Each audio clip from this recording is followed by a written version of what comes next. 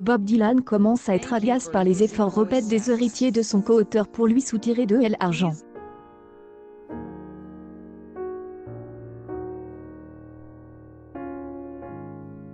Depuis que le chanteur mythique a revendu son catalogue à Universal en 2020, pour une somme estimée à 300 millions de dollars, la famille de Jack Levy, qui a notamment écrit l'album Desire avec quel artiste, réclame une partie de cette somme.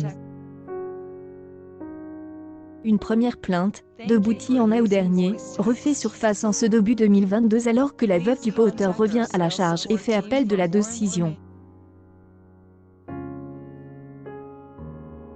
Mais les avocats de l'interprète de Blowin' in the Wind n'ont pas l'intention de se laisser faire.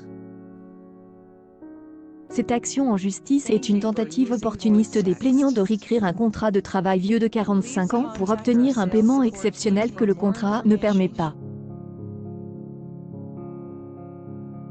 Le tribunal devrait obliger les plaignants à respecter les termes clairs du contrat que Levy a signé il y a 45 ans, et confirmer la décision du tribunal de première instance de rejeter l'ensemble du procès avec préjudice, ont-ils écrit dans une déclaration relayée par Billboard. Toujours selon les avocats de Bob Dylan, la décision de justice ne peut pas être révoquée.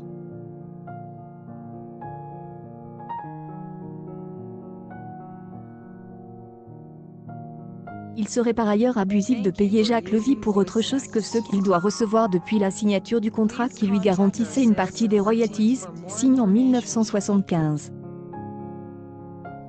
Il serait commercialement déraisonnable, grossièrement injuste et carrément absurde de payer aux plaignants leur flux continu de paiement de redevances en plus d'une part de l'argent de la vente, alors que les seuls droits sites dans la vente étaient ceux de Dylan et non ceux des plaignants. Toujours trop discret, en particulier avec les affaires judiciaires qui le concernent, Bob Dylan ne s'est pas exprimé personnellement sur cette